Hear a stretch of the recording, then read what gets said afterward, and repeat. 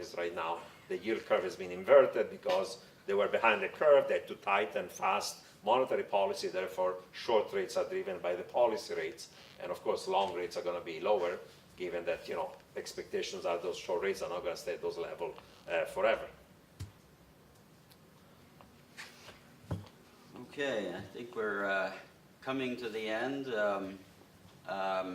This has been really quite illuminating. I want to thank Nouriel Roubini for being here. He's coming off a plane 2 days ago and probably leaving in 3. So we're very lucky to have him here. I want to also thank everybody to have come here today. I have to thank, of course, utmost Baker McKenzie, one of our stellar corporate members, for offering such a lovely space as well as such a lovely lunch and repast. And we're very grateful. Thank you all. And thanks for all the great questions.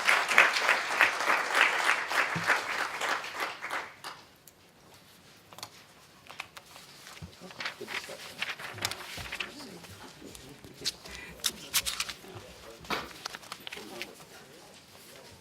Thank you so much for coming. And can I ask just 2 questions? Is that possible? Brief, because I know you I already have to be spoke too somewhere. much. I know you did. Well, thank you so much for coming, first of all. And Murat, you should come too, because this is American Turkish Society. He's a member too. You're the chairman. Thank you for this amazing speech about Turkey's financial and economic outlook. There are some geopolitical risks, as you mentioned. They could be contained. But at Bloomberg TV, international TV today, they said that there's a cost to it. They are estimating $20 billion, if I'm right. What is the impact on the emerging markets or the surrounding, which also affects Turkey, in your opinion? Well, if by geopolitical risk we mean the situation in Ukraine and the tension with Turkey, we don't know because, of course, this has led to some risk-off in emerging markets, some further correction in equity, bond, and currencies, but it all depends on whether the situation in Ukraine is going to de-escalate and therefore those tail risk reduce, in which case markets are going to recover in those emerging markets that have been affected, as opposed to an escalation of the tension will be economically and financially damaging, not just for emerging markets, but also eventually for Europe and advanced economies. So it's very hard to predict because it depends very much on whether the geopolitical risk are going to become worse or it's going to become better, like in Ukraine. You also mentioned when I asked you that markets overreacted, and this is my last question, to Fed's Yellen's, taking the interest rates increase to maybe an earlier date if the economic conditions prevail or get better, right? However, and that affected the money out. That caused the money outflow from the emerging markets. But there was a money outflow from the emerging markets even prior to that, and especially from Turkey.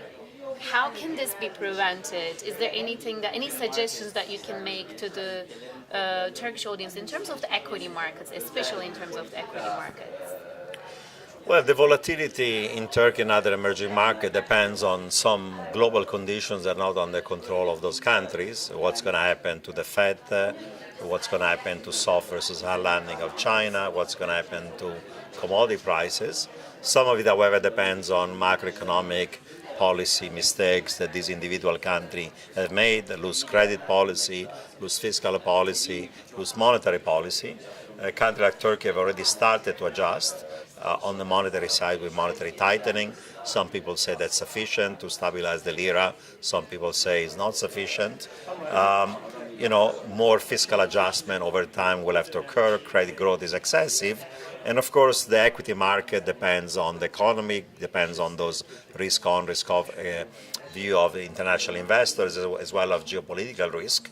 And in the short run, unfortunately, the kind of things that paradoxically stabilize the currency, monetary and fiscal tightening and avoid a free fall of the currency, weaken the economy because it means lower growth, and lower growth means lower earnings and weaker P&Ls and balance sheets of the corporate sector and the banking system. Now that policy tightening is necessary to avoid a bigger crisis, but paradoxically the right recipe may imply slightly additional fragility for the equity market until things stabilize. But the cost of lower growth is one you have to pay to make sure that your financial imbalances, internal, external, don't become at the risk of a crisis. Wonderfully put, well put. Thank you so much for your comments. When are you going to be in Turkey again? Because the whole Turkish audience is wondering, Özlem is wondering from Bloomberg HD. When can we have you back at our studios and in Turkey again? I know you're a world traveler. I cannot keep up with your travel. I love the country, and I look forward to being back in Turkey, hopefully sometime this year. There are lots of interesting happening, including the presidential election in the summer, maybe around that time. We'll look forward to hosting you. Thank you again. Pleasure. Thank you. Thank you. Perfect. Thank you so much.